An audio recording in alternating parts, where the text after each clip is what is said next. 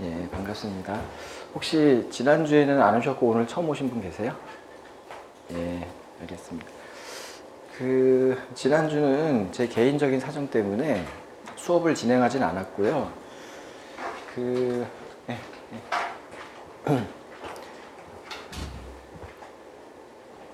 공부 요령을 했어요. 공부 요령 1시간 정도? 1시간 좀 넘게 했나? 그 정도 특강을 했고, 그 다음에 여러분 실력 테스트까지는 아니고, 여러분들하고 제가 좀 친해지기 위해서, 여러분들 알고 싶어서, 이름도 다 물어봤고, 그 다음에 이제, 제가 25문제짜리 하나, 이제 샘플 테스트 같은 것을 잠깐 보게 했었어요. 그래서, 오늘 처음 오신 분은, 오늘 수업 끝나고 집에 가시기 전에 그 문제 똑같이 나눠드릴 테니까 같이 한번 다시 풀어보고 가시고, 그리고 공부 요령 강의한 거는 동영상을 좀 보셔서 그거 한번 시작하기 전에, 이제 오늘이 진짜 시작하는 거니까 다시 한번 마음 잘 다지셔서 시작할 수 있도록 그거 한번 보시고 오시면 더 좋을 것 같습니다.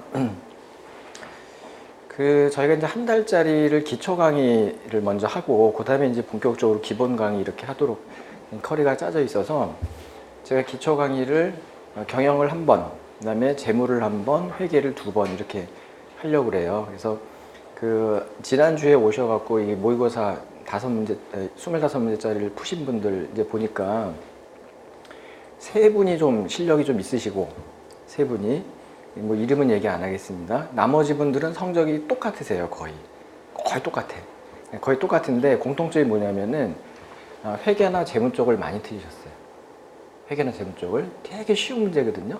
제가 이제 설명회 때도 잠깐 말씀드렸고, 아마 공부 요령 때도 말씀드렸는지 모르겠는데, 회계 재무가 너무나 쉽게 나와요. 그러니까 공부 안 한 사람은 무슨 말인지도 모를 정도로 이렇게 생소하긴 하지만, 한 번만 잘 들어두시면은 거기가 이제 전략 과목이 돼요. 다 맞히면서도 시간 아낄 수 있고, 경영학은 이렇게 올해 기출문제 보시면 알지만 헷갈리는 부분들이 좀 있거든요.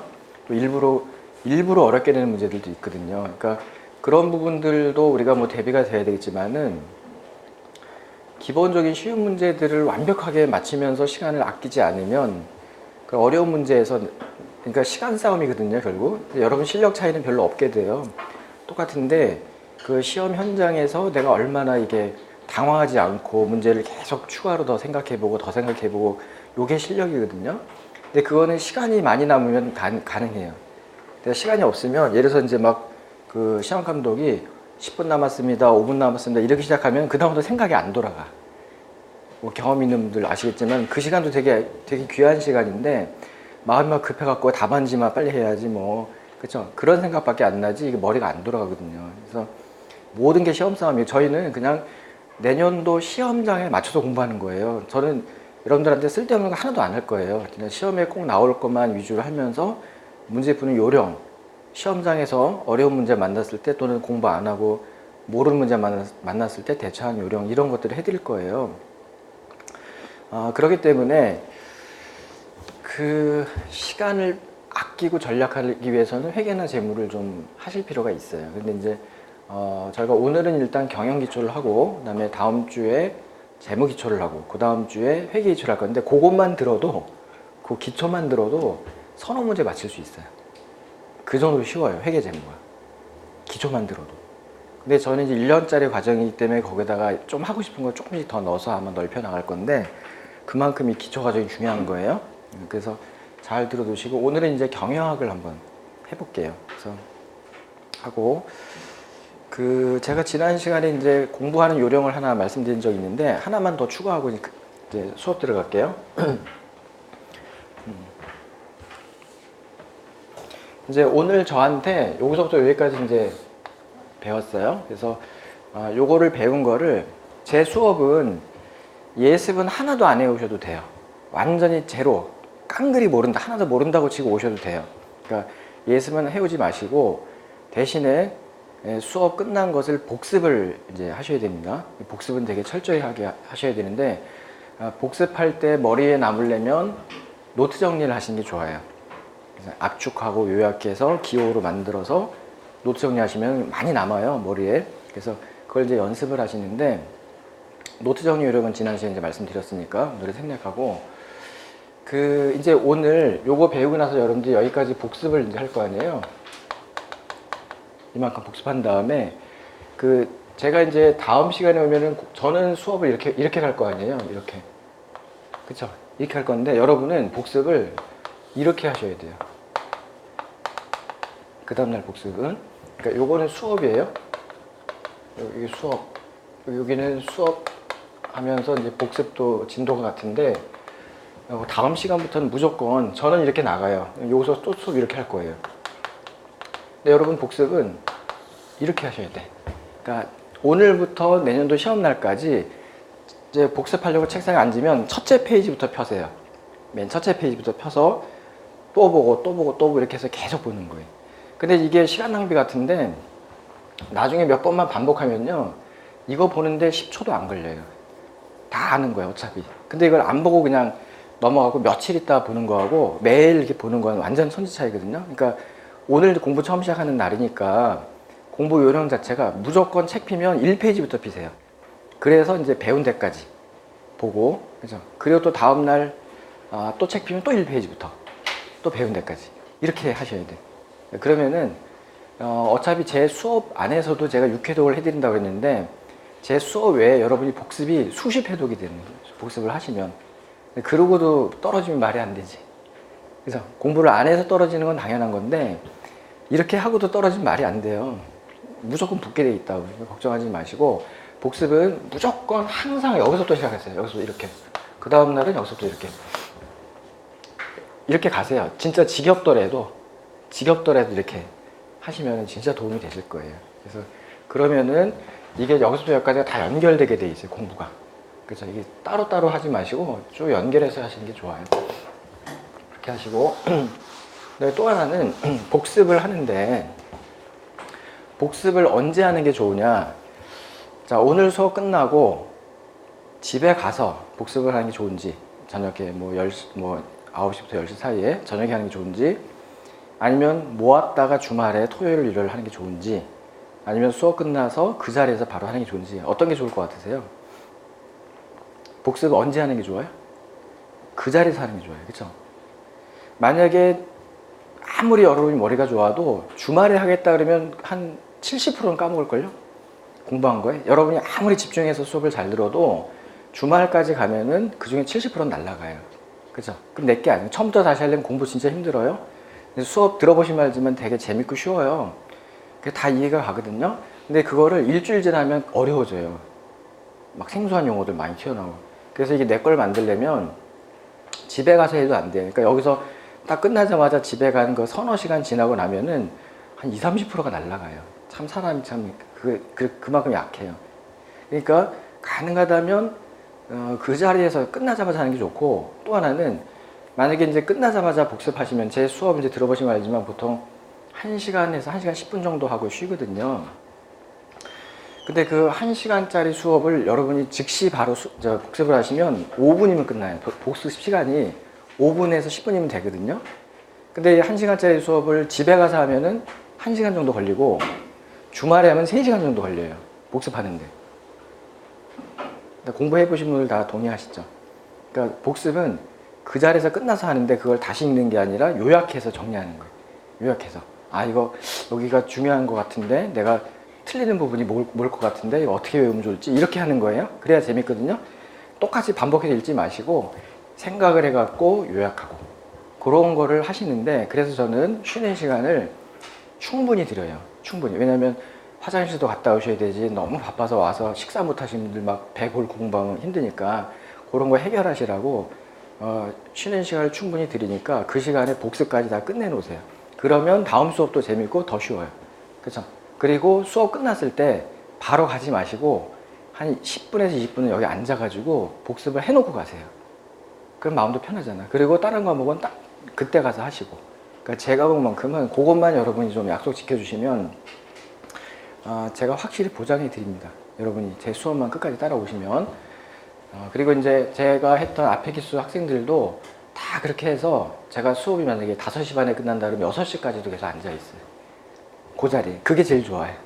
끝나자마자 바로 일어나서 뭐 딴 거 하려고 그러면 이제 정신 사나우니까 그냥 바로 일어나지 마시고 앉아서 공부하세요. 근데 우리는 다음 수업이 6시 반부터 바로 있기 때문에 여러분한테 제가 충분한 시간을 못 드려요. 한 10분에서 15분밖에 못 드려요. 그 안에 빨리 끝내고 나가셔야 돼. 그죠? 그런 거 좀 한번 하시고. 자, 이제부터 오늘 수업 한번 들어가 볼게요.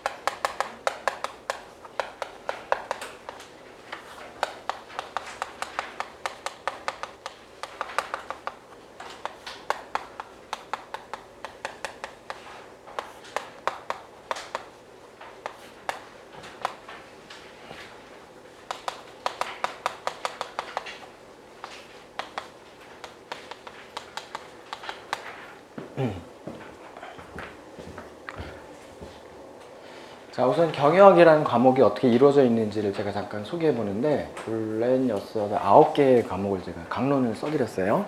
저걸 다 모은 거를 경영학 이렇게 표현하는데, 이 중에서 여기까지를 보통 이제 우리가 그냥 일반적인 경영학 이렇게 얘기합니다. 일반 경영학. 그리고 이제 재무관리 회계를 보통 따로 우리가 따로 이렇게 분류해서 파악하는 경우도 많습니다. 왜 그러느냐 그러면은 이쪽이 분량이 거의 이만큼 돼요. 얘도 이만큼 되고 분량도 많고 난이도도 어렵고 그래서 아예 별도 과목처럼 많이 이해를 합니다. 그런데 이제 저희 시험은 여기까지 다 나오거든요. 여기까지 다 나오는데 여기가 난이도가 매우 적고요. 완전 기초의 기초밖에 안 나와요. 기초의 기초밖에 안 나오고, 그리고 여기가 적을 때는 한 2문제, 많을 때는 한 6문제 정도까지 나옵니다. 그럼 평균적으로 3, 4문제 정도 생각하시면 되세요. 3, 4문제에서 많으면 뭐 대여섯 문제, 적으면 뭐 2, 3문제 이 정도 나온다고 보시면 되고, 그래서 이제 요 정도기 때문에 이거를 별도에 어디 가서 듣고 이거 하려면 너무나 시간 낭비, 돈 낭비가 돼요. 그러니까 제가 수업 시간에 다 해드리는 거로 족합니다. 충분하니까. 그래서 이거를 우리가 맞춰야 여기에 어려운 문제가 나와요. 여기에. 우리가 이제 올해 시험은 여기가 진짜 난이도가 높았었어요. 마케팅이 난이도가 되게 높았었어요.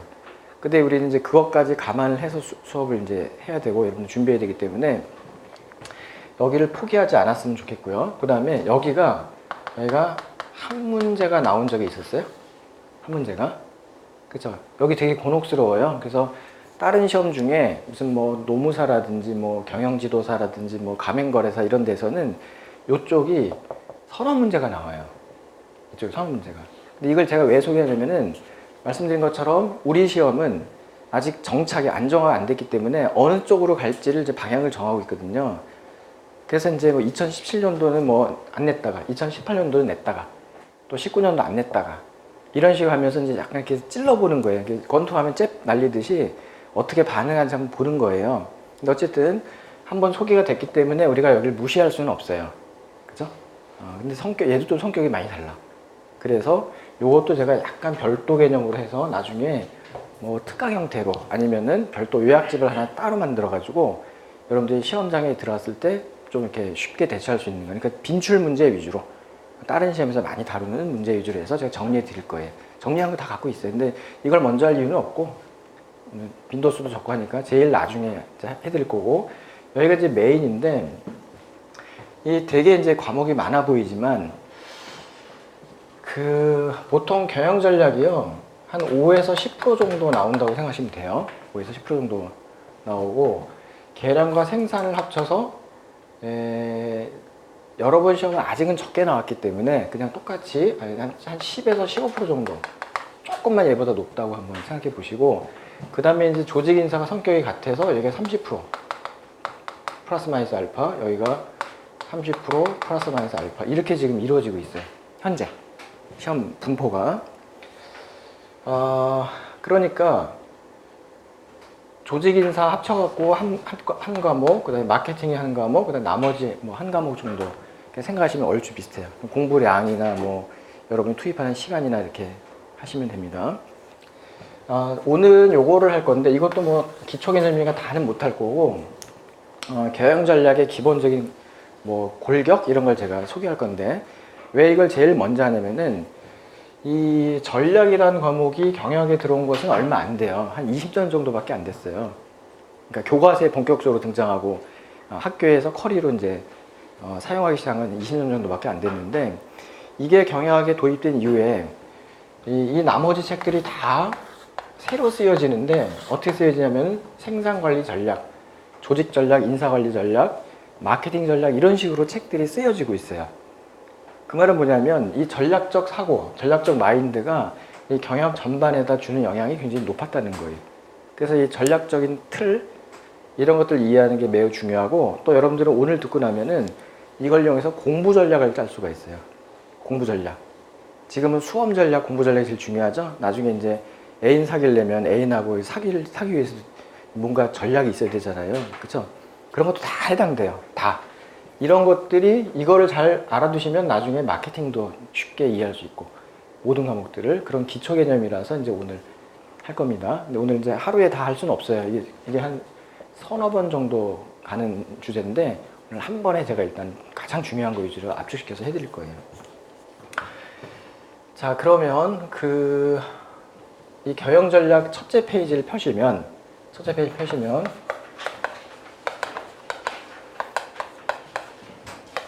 이렇게 생긴 그 함수가 맨 첫째 줄에 나올 거예요. 그 경영 전략은 요 함수에 관한 의사결정 하는 학문이다 이렇게 얘기하시는데 이 함수를 가만히 보면은 그 경영 전략의 관심사항은 세 가지다. 세 가지가 있다. 첫 번째는 뭐냐면은 기업의 성공이 뭐냐, 성공 자체가 뭐냐 이걸 우리가 먼저 정해야 되고 두 번째는 이 기업의 성공을 가져오기 위해서 영향 주는 변수가 뭐냐, 성공에 영향 주는 변수. 그러니까 얘랑 관계가 있고 얘가 얘한테 영향 주면 그걸 함수라고 그래요. 함수, 펑션. 그죠? 그러니까 기업 성공은 얘네들의 함수다 이렇게 보통 표현합니다. 그러니까 기업 성공에 영향 주는 변수가 뭐냐, 그게 두 번째 관심사항이고 세 번째는 얘네들을 그러면 어떻게 해야 성공을 가져올 수 있을까? 이게 세 가지의 관심사항이에요. 기업의 성공이 뭘까? 그 다음에 성공에 영향 준 요소가 뭘까? 그 다음에 이 요소들을 어떻게 하면 성공을 가져올까? 방법 얘기, how. 그게 이제 세 가지 관심인데 그러면 이 중에 1번 기업의 성공이 뭐냐 이거 한번 생각해 볼게요. 도대체 기업의 성공이 뭘까? 우리 경영학을 배우고 있는데 기업의 성공이 뭘까? 우리 요 앞에 여학생 한번 얘기해 보세요. 뭐가 성공이라고 생각하세요? 돈을 많이 버는 거? 예, 돈을 많이 버는 거. 그 뒤에 여학생 뭐라고 생각하세요? 기업의 성공이. 그러니까 생각 안 나면 그냥 괜찮아요. 안 난다고 그러시고. 여러분 어차피 객관식 시험 보는 거니까 상관없어요. 어때? 안 나요? 예, 그 뒤에 남학생 뭐라고 생각하세요? 이윤. 예. 어떤 이윤 극대화라고 얘기하는데 이윤 많이 나는 한 분만 더 물어볼게요. 그 끝에 남학생. 상장되는 거? 예, 되게 어려운 말씀 쓰셨네. 상장에 성공하는 거. 예. 자, 그러면 이제 제가 학생들한테 많이 물어볼 때 나오는 대답이 이런 거 외에 또 뭐가 있냐면은 이래서 매출 극대화 이런 것도 있고요. 그 다음에 나중에 배우는 어려운 용어인데 마켓 쉐어, 그러니까 시장 점유율의 극대화 이렇게 답하는 친구들도 있고 쭉 가다 보면 또 예를 들어서 봉사 목적의 극대화 이렇게 하는 경우도 있어요. 그러니까 이것도 나중에 이제 배우는데 포드라는 사람이 이걸 주장을 했어요. 포드라는 사람이 다음에 다 배웁니다. 그래서 이런 것들이 다 맞고요. 이게 아마 이런 거의 종합일 수도 있어요. 이런 걸 다 그래서 묶은 거일 수도 있는데 보통 이제 저희가 나중에 재무 관리를 배우시면 우리는 이제 다음 주에 일단 한번 맛보기를 배우는데 재무 관리 배우시면은 가장 현대식 가장 예쁜 기업의 목표를 뭐라고 그러냐면은 기업 가치라고 얘기해요. 기업 가치의 극대화. 이런 것도 하나 이제 알아두세요. 기업 가치. 요거랑 조금 관심이 관련 있는데 기업 가치 극대화라는 목표를 보통 얘기하기도 합니다. 자, 그런데 이제 그러면은 이러한 목표들 다 맞아요. 이런 목표들을 달성하기 위해서 뭐가 영향을 주는 변수일까? 뭐가 있을까? 자, 우리 요 앞에요, 학생. 뭐가 있을까? 기업에 성공하려면, 이래서 돈을 많이 벌고 이윤을 극대화시키고 상장 성공하고 매출 높이고 마켓 시어 높이고 기업 가치 높이고 봉사를 잘하려면 뭐가 중요할까요? 그러니까 아무거나 편하게 대답해 보세요. 혹시 이게 면접에서 많이 물어봤다. 그래서 여러분이 언젠가 대답하긴 해야지, 그렇죠? 그러니까 뭔가를 대답하긴 해야 돼요. 뭐라고 생각하세요? 인건비? 네. 인건비, 응? 인력 관리. 네. 그러니까 일단 종업원이라고 쓸게요. 종업원. 그 뒤에 학생. 그냥 효과적, 효율적. 그러니까 경영이라고 쓸게 그러면. 효과적, 효율적 경영. 그 다음에 그 뒤에 강학생. 아이템. 네. 아이템. 이제 그 다음에 요거 말고 주로 나오는 게 뭐가 있냐면은 돈이 또 영향 주기도 하고요. 기술, 경영 대신에 경영자 이런 거, 그쵸? 또는 뭐 하나 정도 더 넣는다고 하면은 예를 들어서 무슨 뭐가 있을까? 기계, 뭐 등등 이런 것들이 이제 영향을 준다고 생각을 합니다. 그런데 우리의 중요한 관심, 세 번째 관심 뭐냐면, 그래, 이런 거 다 맞다 이거예요. 틀린 거 하나도 없어요. 종업원도 중요하죠. 경영자도 중요하죠. 아이템도 중요하죠. 아이템은 이제 나중에 경영학 용어로 쓰면 사업, 수익 모델, 사업 모델 이렇게 하시면 됩니다. 그 다음에 돈도 중요하죠. 자금, 재무, 그 다음에 기술, 기계 다 중요합니다. 자, 중요한 것은 다 맞는데 이거를 어떻게 해야 기업이 성공할 수 있을까? 어떻게 성공할 수 있을까? 제 수업은요, 받아 적는 게 중요한 게 아니라 생각하는 게 중요해요. 자꾸 생각하시고, 그 다음에 이제 저랑 한번 맞춰보시고. 자, 일반적인 대답이, 종업원이 많고 훌륭하고 우수하면 돼. 경영자가 능력이 높으면 돼. 아이템이 좋으면 돼. 돈 많으면 돼. 기술 높으면 돼. 기계가 많으면 돼. 이렇게 답할 가능성이 매우 높아요. 그쵸? 근데 이게 틀린 말은 아니에요. 당연히 종업원이 많고 우수하고 경영자 훌륭하고 아이템 좋고 돈 많으면은 성공할 가능성이 진짜 높아요. 그런데 우리가 지금부터 얘기할 경영 전략이 이러한 양의 문제에다 관심을 두면은 전략 자체가 필요가 없어요. 그냥 양 많은 게 이기는 거예요. 양 많으면 이긴다고. 그쵸? 그러면 전략이 뭐가 필요해? 그냥 많이 가진 사람이 이기는 거지. 그러면 우리가 흔히 빈익빈 부익부라고 하는데 이 많이 가진 자가 항상 이겨서, 그쵸? 항상 시장에서 1등하고 나머지는 그냥 쪽도 못 쓰고 그냥, 그죠? 지구. 그럼 이게 무슨 경영 전략이 무슨 학문인가 이게? 그냥 양 많은 사람이 이기는 거지? 그건 아니잖아요. 그래서 우리가 얘기하는 경영 전략은 얘네들의 많고 좋고 이건 다 인정을 하는데 사실 지금 당장 경영 전략은 얘네들의 양이다, 뭐 실력이나 이런 수준이 어느 정도 주어져 있다고 보고 이거를 어떻게 잘 믹스하느냐에 따라서 성공이 달라진다. 그 믹스하는 방법. 이걸 우리는 경영 전략이라고 하는 거예요. 여러분이 오늘 저랑 같이 시작하시고 여러분 되게 행운인데요. 왜냐하면 뭐 한 달 뒤에 들어오고 2달 뒤에 들어오면은 여러분 것도 실력 차나 이게 많이 달라갖고 따라오기 벅차요. 여러분 저랑 이제부터 같이 시작을 하시는데 그러면 지금부터 내년 시험까지 갖고 계신 시간 거의 차이 없어요. 물론 여러분이 뭐 여기 오시기 왔다 갔다 하는 거리 뭐 이런 것도 좀 달라지겠지만은 거의 비슷해. 여러분이 갖고 있는 능력도 비슷해. 제 모의고사 성적 진짜 똑같아. 깜짝 놀랐어요. 거의 똑같아가지고. 그죠? 실력도 비슷해. 그죠? 그러면은 갖고 있는 자원, 돈도 아마 비슷할 거예요. 여러분 중에 뭐 진짜 엄청난 부잣집 뭐 자녀들이 있나요? 거의 없잖아요. 그죠? 다 비슷하잖아. 생활 수준이나. 한 달 동안 쓸 수 있는 용돈도 비슷하고. 그러면 갖고 있는 시간, 자원, 능력 다 비슷한데 이걸 어떻게 믹스하냐에 따라서 내년도에 합격하는 친구가 있고 합격 못한 친구들이 나와요. 똑같은데 오늘 똑같이 시작했잖아요. 똑같이. 시간도 똑같아. 능력도 똑같아. 돈도 비슷해. 선생도 똑같아. 교재도 똑같아. 근데 왜 누군 붙고 누군 떨어지냐 이거예요. 그게 뭐냐면 이 방법의 차이, 방법. 이걸 어떻게 잘 믹스하냐에 따라서 결과가 달라집니다. 그러니까 우리는 양에다가 자꾸 관심을 두지 말라는 거예요. 한탄하지 마. 나 시간이 없어. 돈이 없어. 이렇게 막 그 양에다가 한탄하지 마시고 그건 내가 어쩔 수 없는 거예요. 맞죠? 그건 어쩔 수 없는 거고 이걸 얼마나 잘 믹스하느냐에 따라서 결과가 달라지는 거예요. 그게 경영 전략이에요. 그래서 배워두시면 도움이 돼요. 네, 갖고 있는 한정된 자원을 얼마나 잘 지혜롭게 아까 효율적, 효과적 말씀하셨는데 저 얼마나 저 효율적으로 효과적으로 잘 사용하느냐 그거에 따라 달라진다는 거예요. 오늘 수업 잘 들으셔야 돼요. 이게 다 공부 전략도 된다니까요. 경영 전략이. 됐죠? 자 그러면 제가 오늘 처음 수업 시작하자마자 막 이렇게 줄줄이 막 이렇게 시키고 그래서 당황하셨을 거예요. 당황하셨죠? 놀랬고.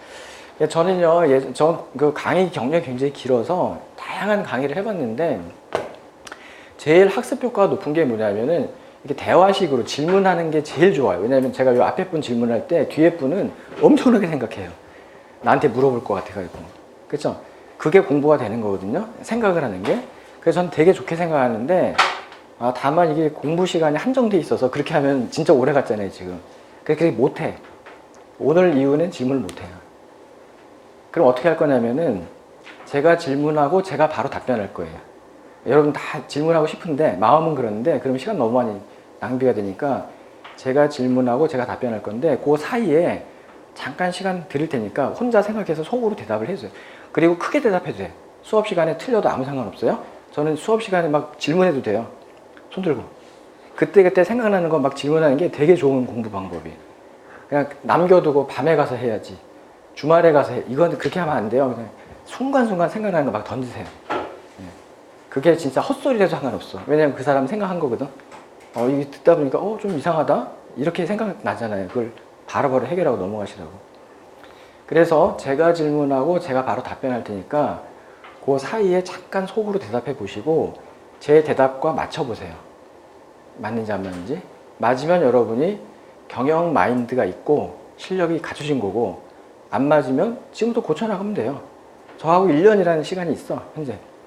제가 자신 있다니까요, 여러분. 누가 와도 전 자신 있어요. 누가 와도. 그러니까 그걸 믿고 그냥 제가 질문했을 때 그냥 멍하니 있지 마시고 속으로 빨리 대답해 보세요. 그리고 나서 제 답과 한번 비교해 보세요. 요걸 하는 것인데 자 그러면 이제 노트 필기 필요하세요? 필요하면은 사진 찍으세요. 제가 지워야 되니까. 아니면 그냥 가고. 괜찮아요? 네. 자 그러면 이제부터 경영 전략에 대한 얘기를 해볼게요.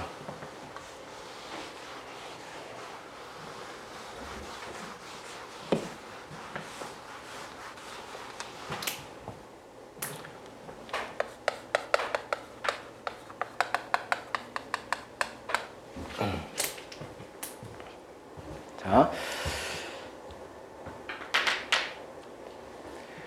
우리가 이제 경영학을 오늘 처음 시작하는데 가능하다면 경영학 공부가 재미도 있고 그 다음에 기억도 오래 가고 한번 잘 들은 게 기억이 오래 간다는 게 왜 중요하냐면 2번 공부할 거 1번 공부하는 게 더 좋거든요. 사실 그쵸? 1번 공부해서 좋은 점수 나오는 게 좋지 뭐 2번, 3번 공부하는 게 뭐가 좋아요. 그렇게 돼야 돼. 재미도 있고 기억도 오래 가고 이해도 잘 가고 자 그러려면은 뭐가 필요하냐면 그 경영 마인드라는 게 필요해요. 제가 아까 질문했을 때 여러분 속으로 답해보고 맞춰보면 경영 마인드 있는지 파악할 수 있다고 그랬잖아요. 경영 마인드가 되게 중요한데 경영 마인드를 줄여서 뭐에 줄임말이냐면 경영자 마인드예요. 경영자 마인드. 경영학은 누구를 위한 학문입니까? 경영자를 위한 학문이에요. 경영자를 위한 학문입니다. 그래서 제가 어떤 질문을 할 때 여러분 답변을 어떻게 하시냐면 내가 경영자라면 이때 어떻게 할 거냐 그걸 생각해 보시면 돼요. 여러분이 하나의 사업체를 운영한다고 치고 내가 경영자라면 이때는 어떻게 하는 게 좋을까 그걸 생각하고 답변하시면 딱 맞아요. 그런데 그러면 경영자가 결정할 수 있는 결정해야만 하는 거 경영자만이 외롭지만 혼자 반드시 결정해야 될 것이 딱 2가지밖에 없어요. 제가 앞으로 질문할 게 딱 2가지밖에 없어요. 경영자가 앞으로 결정해야 될 거는 2가지밖에 없는데 하나는 뭐냐면은 그 방향 결정이에요. 방향. 그러니까 일로 가야 될지 일로 가야 될지 그 고민, 그 갈림길에서 일로 가는 게 좋아. 일로 갈 거야. 이 방향 결정하는 게 하나고, 두 번째는 순서 결정하는 거예요. 그러니까 둘 다 가긴 가야 되는데 여기 먼저 들렀다 일로 갈지 여기 들렀다 일로 갈지 그것만 결정할 줄 아시면 돼요. 별로 어려운 거 아니에요. 경영자는 그 두 가지만 결정하면 돼. 일로 갈지 일로 갈지, 뭐를 먼저 갈지 뭘 나중에 갈지 정하는 게 중요합니다. 그래서 지금 이 경영 전략, 오늘 이 귀한 시간 첫 번째 주제로 소개할 게 뭐가 있냐면 경영 전략의 수립 절차, 이게 순서를 얘기하려고 그래요. 이게 경영 마인드 되게 중요해요. 방향 결정 아니면 순서 결정이에요. 그러면 우리가 경영 전략을 수립할 때 어떤 절차, 어떤 순서를 밟는 게 좋으냐? 대답이, 자, 만약에 여기가 본격적으로 우리가 전략을 수립하는 단계라고 한번 해볼게요. 이게 우리의 목표예요. 경영 전략의 수립, 이게 목표인데, 이 경영 전략 수립하기 전에 그 앞에 먼저 해야 되는 게 두 개가 있고, 그 다음에 수립 이후에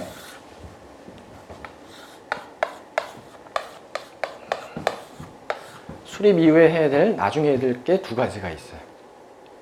총 5단계예요. 안 외워줘도 됩니다. 여러분이 객관식 시험이기 때문에 안 외워줘도 돼요. 감만 좋으면 돼, 감만. 잘만 찍으면 되거든요. 자, 그러면은 이 전략 수립하기 전에 앞 단계 두 개가 뭐냐면, 첫 번째가 비전을 설정하는 단계고, 두 번째가 환경을 분석하는 단계예요. 환경 분석. 전략 수립 이후에 해야 될 두 단계 중에 하나가 뭐냐면 실행하는 단계고, 하나는 평가하는 단계예요. 이렇게 이루어져 있어요. 외우지는 마시고. 그런데 이 5개 중에 3개는 중요하고 2개는 안 중요합니다. 3개는 중요하고 2개는 안 중요합니다. 누구 입장에서? 경영자 입장에서. 그럼 경영자 입장에서 안 중요한 게 뭘까요? 안 중요한 2개가. 그러니까 생각을 하셔야 돼. 그냥 제가 수업하는 걸 그냥 들어서 이렇게 저장하려고 그러지 마시고, 여러분 저랑 같이 호흡하면서 생각하고 따져보고 그렇게 오시면 돼. 이 중에 안 중요한 거가 2개가 있어. 뭐가 뭘까? 실행하고 평가예요. 이건 안 중요해, 경영자한테. 왜 그러냐면은 이 실행은 여기서 수립된 전략을 실행하는 거예요. 전략을 실행하는 건데, 주로 누가 하죠, 이거를? 경영자가 합니까? 아니면 밑에 직원이 합니까? 밑에 직원이 하죠. 밑에 직원이나 기계가 하지. 그렇죠? 그러니까 이건 경영자 손을 떠난 거예요. 그러니까 잘 실행되도록 전략 수립하는 게 중요한 것이지, 이 실행은 경영자 손을 떠난 거예요. 그래서 별로 안 중요해요. 경영자 입장에서 봤을 때. 두 번째는 평가는 또 왜 안 중요하죠? 평가는 일이 다 끝난 거예요, 벌써. 그쵸? 그래갖고 뭐 이익이 얼마 많이 나왔다, 또는 얼마 손실이 났다, 그 결과까지 나온 거예요. 그죠? 그러면 이익이 나고 나면 그 사람에게 뭐 인센티브가 좀 줄 수도 있고, 뭐 손실이 나면 이 사람 잘릴 수도 있고, 그 사후적 프로세스는 있겠지만은, 경영자는 벌써 여기도 내 손을 떠난 거예요.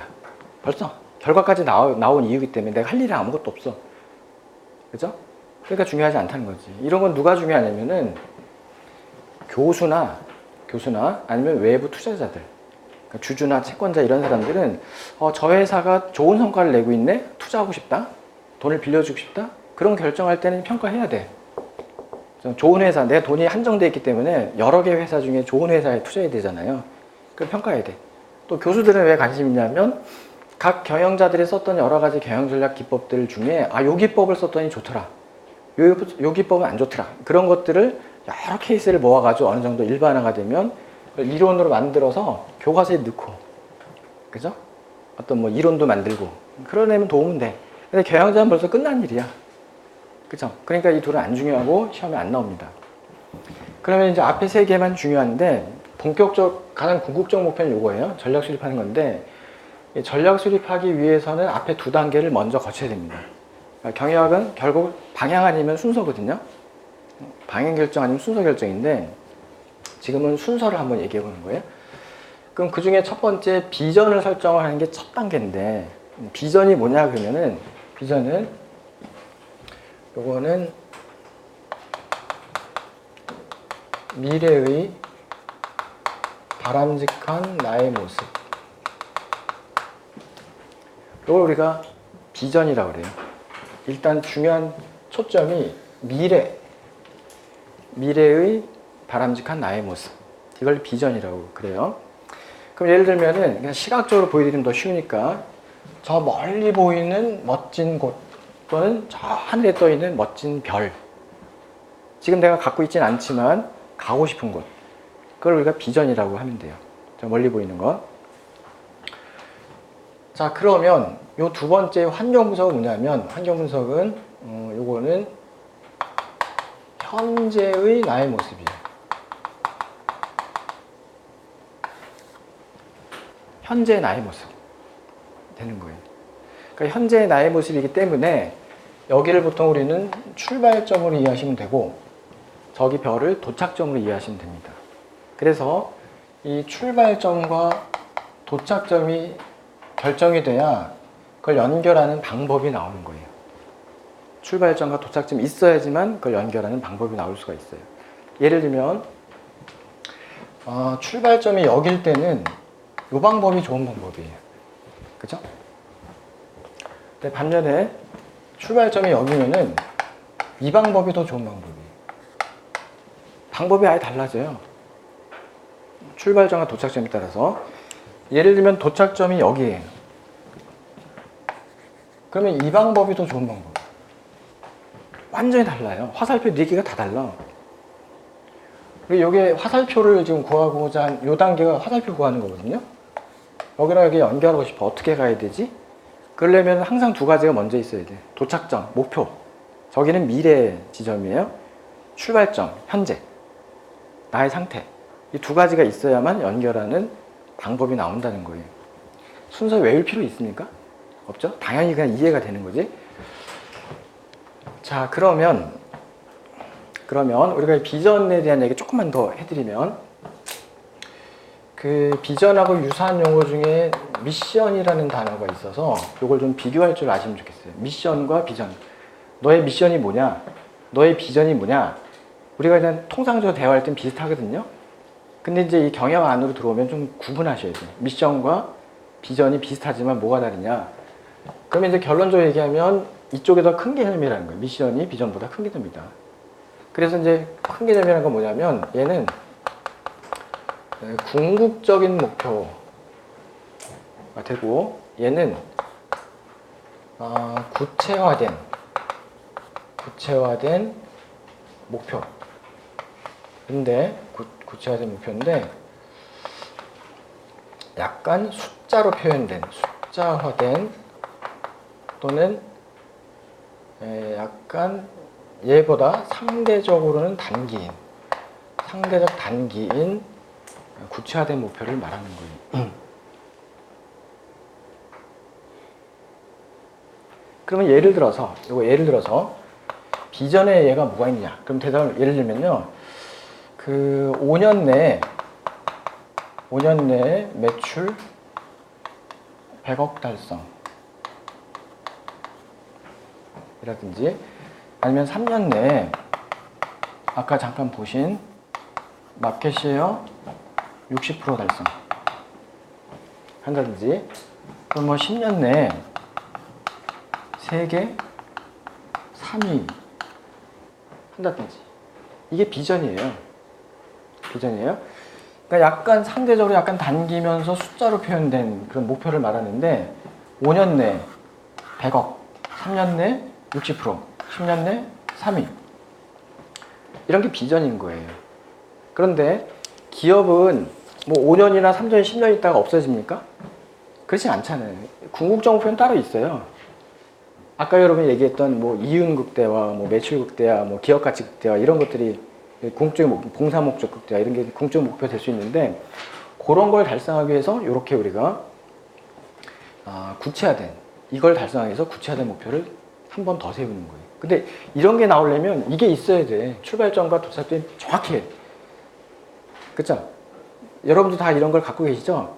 저하고 같이 공부 시작한 여러분은 그냥 1년 내에 군무원 합격이에요. 근데 여러분이 인생이 내년에 군무원 합격하면 끝나는 겁니까? 그건 아니죠. 여러분의 인생의 목표는 이거예요. 인생의 목표. 근데 목표를 달성하기 위해서 이걸 발판으로 삼는 거지. 이게 끝이 아니에요. 이건 하나의 발판, 징검다리일 뿐이지 이걸 밟고 나는 더 멀리 가야지. 그쵸? 우리가 비전과 미션을 구분할 수 있겠죠? 그런데 저 수립하려면 뭐가 필요해요? 비전이 필요해요. 비전. 구체화된 막연하게 행복하게 살고 싶다 그러면은 방법이 잘 안 나와요. 행복하게 살고 싶다. 그러지 말고 내가 뭐 몇 년 내에 뭐가 된다. 몇 년 내에 뭐를 갖는다. 그죠? 그게 이거예요. 그러니까 너의 비전이 뭐니? 그럼 이렇게 답해야 돼. 저는 행복하게 살고 싶어요. 이건 비전이 아닌 거예요. 뭐 미션일 수 있지만, 그죠? 그렇게 해서 우리가 이 둘을 구분하신 다음에, 그 다음에 또 중요한 얘기.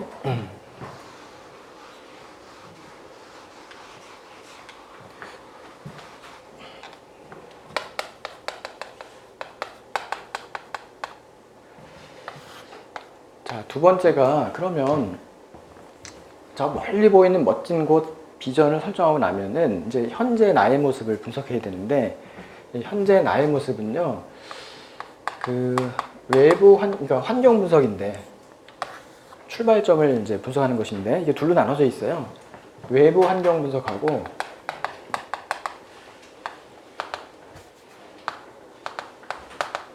내부 환경 분석 둘로 나눠져 있어요.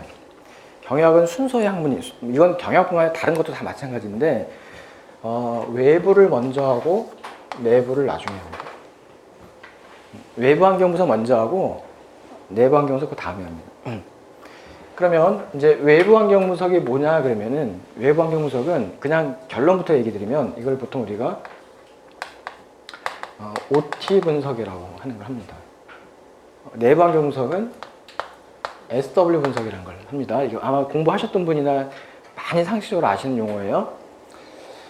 자, 외부 환경 분석의 대표적 도구가 이제 OT 분석인데 O하고 T가 뭐냐 그러면은 이걸 보통 해석할 때 기회와 위협이라고 해석을 많이 합니다. 영어로 만들어 보세요. 기회가 뭐죠?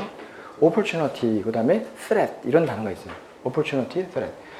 기회와 위협 분석인데 이 기회 위협 분석은 외부를 분석하는 거예요. 외부. 그러니까 외부 환경이 나한테 기회냐 아니면 위협이냐 이걸 분석하는 거예요. 반면에 이 내부 환경 분석은 SW 분석이라고 하는데 이거를 우리가 강점, 약점 분석이라고 해석을 합니다. 강점, 약점 분석. 그럼 강점이 영어로 뭐예요? strength, 그 다음에 약점은 weakness 이렇게 됩니다. strength, weakness. 강점, 약점 분석 이렇게 하게 되죠.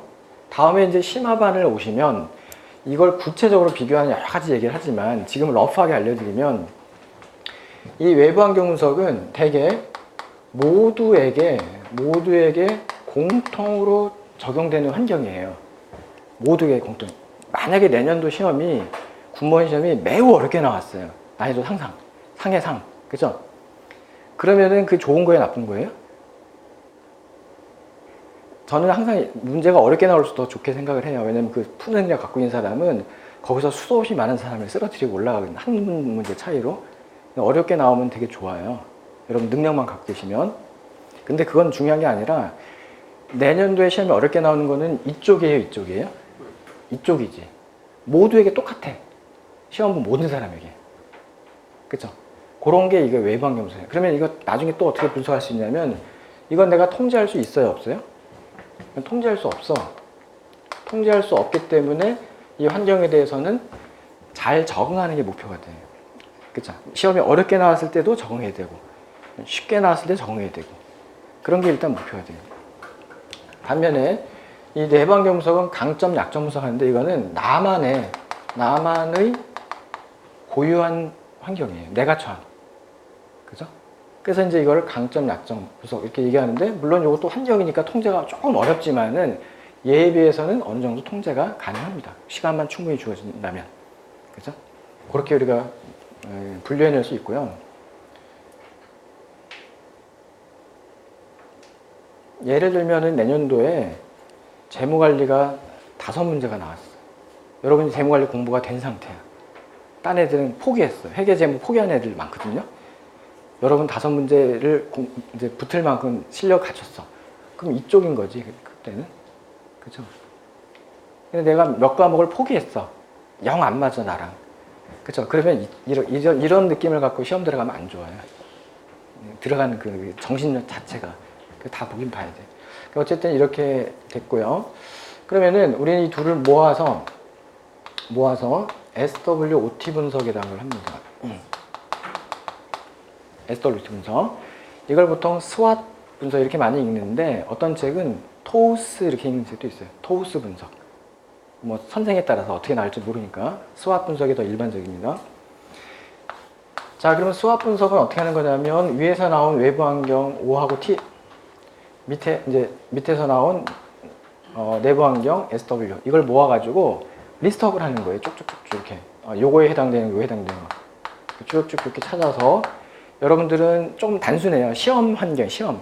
그러니까 여러분이 이제 내년도까지는 시험 관련된 그런 목표를 갖고 있는 거고 그럴 때 처한 환경들이 조금 이렇게 분석할 게 많지는 않아요. 사실은 공부할 때가 제일 편해. 그렇죠? 그래서 그걸 다룰 수 있는 환경, 내가 따질 수 있는 게 몇 개가 없어. 이런 상태에서 쭉 리스트업을 한 다음에 나는 이 중에서 봤더니 리스트가 이쪽이 되게 많아요. 그렇죠?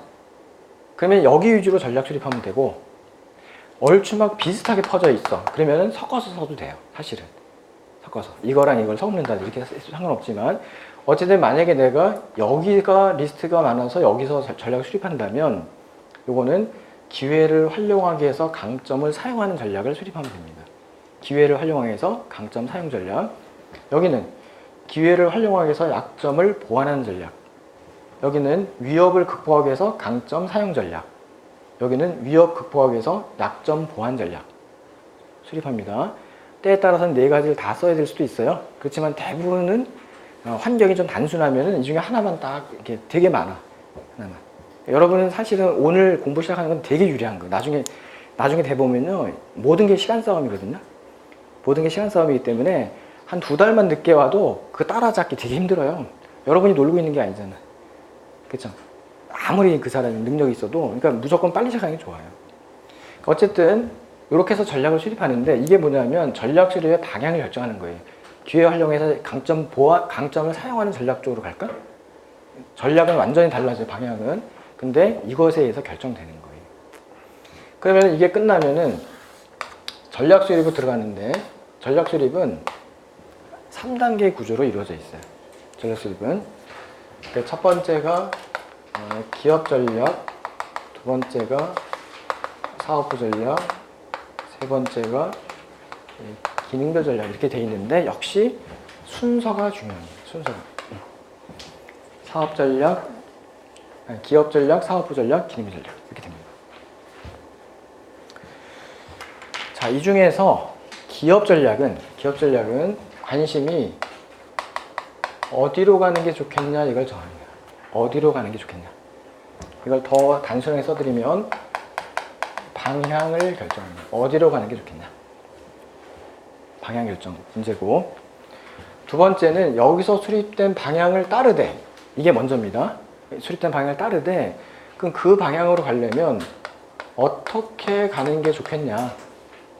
어떻게 하는 게 좋겠냐? 방법을 얘기하는 거예요. 방법. 버스 타고 갈까? 지하철 타고 갈까? 비행기 타고 갈까? 가긴 갈 건데, 저쪽 가긴 갈 건데 어떻게 갈까?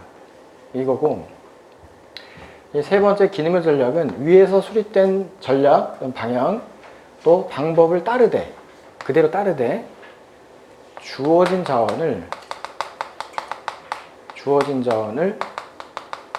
최대한 활용하는 방법을 찾는 거예요. 주어진 자원의 최대 활용 방법을 찾는 거예요. 그러면 이 주어진 자원이라는 말은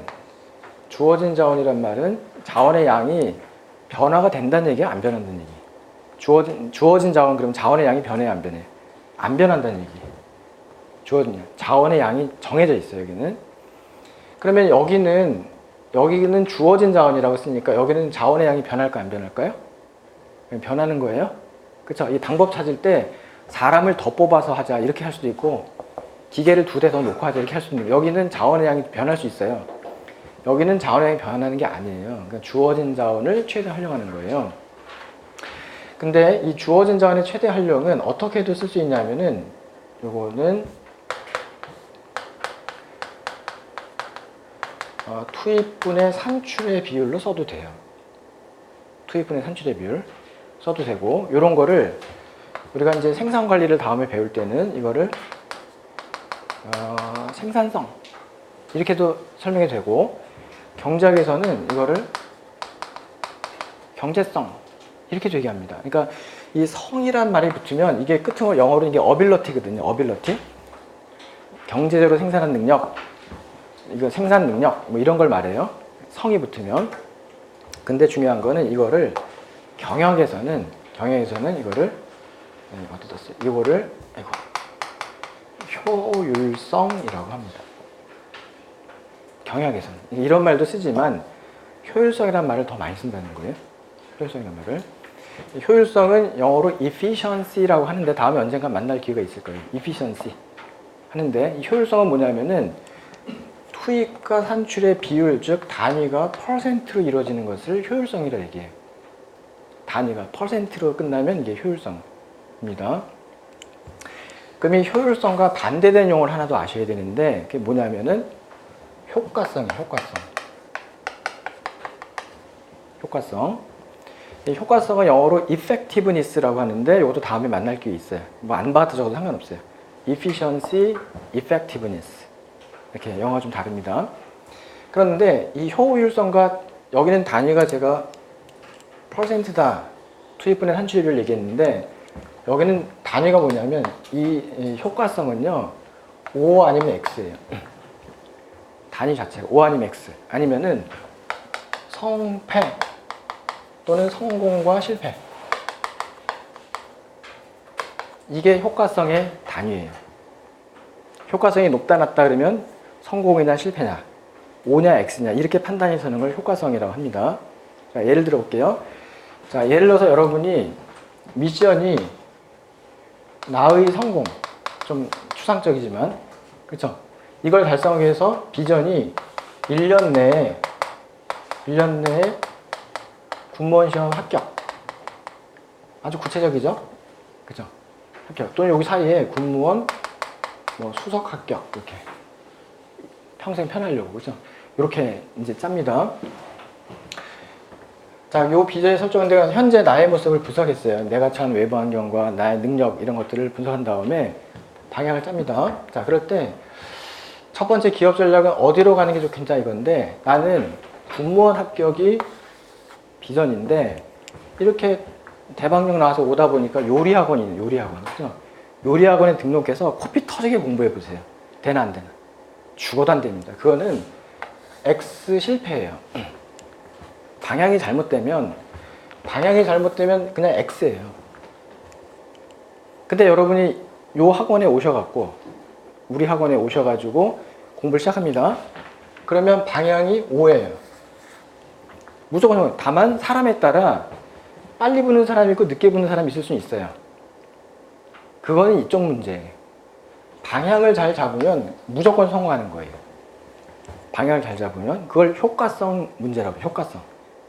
됐죠? 효율성과 효과성은 구분할 수 있겠죠? 효과성은 방향 문제입니다. 그래서 결론이 O 아니면 X로 나와요. O 아니면 X. 성공 아니면 실패. 나오고.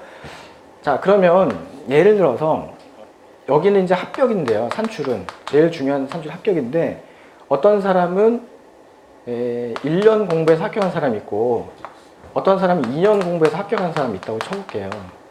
그럼 누가 더 효율적인 거예요? 얘가 더 효율적인 거지. 그쵸? 이 분모가 작을수록 이게 커지지. 그죠? 이거 효율적이라고 얘기하는 거예요. 근데 이렇게 할래도 우리가 이 방법들을 갖고 있어야 돼요. 이렇게 할래도. 이건 벌써 결정이 됐기 때문에 여러분이 여기는 지나온 거예요. 여기는 지나온 거고, 보통 요거나 요거 가지고 우리가 많이 얘기하게 돼 있는데, 요 기능별 전략은 아까 적어드린 뭐 생산 전략, 뭐 마케팅 전략, 뭐 조직 전략, 뭐 인사 전략, 뭐 이런 걸 말하는 거예요. 이게 기능부 전략이에요. 이런 건 되게 생산 파트, 마케팅 파트, 조직 파트, 인사 파트는 주어진 자원을 활용하는 쪽이에요. 그럼 거기는 항상 목표가 뭐예요? 효율성이에요. 효율성. 지금은 제가 투입을 시간으로 얘기했는데 비용도 될 수 있어요. 여기 100만 원 써서 붙는 거하고 200만 원 써서 붙는 거하고 누가 더 효율적이냐? 100만 원 쓰는 거죠. 그렇죠? 그러니까 그런 식으로 우리는 요 단계에서는 효율성에 관심을 두고 있고 요 단계는 효과성에 관심을 두고 있다. 그런데 경영자는 위에 게 중요해요? 아래 게 중요해요? 이게 중요해요. 방향 결정. 이건 누가 하는 거예요? 생산부장, 마케팅부장, 조직부장이 하는 거예요. 이거는 그죠? 그러니까 시험은 위에서 나오겠지. 물론 효율과 효과를 비교할 줄 아는 건 대단히 중요합니다.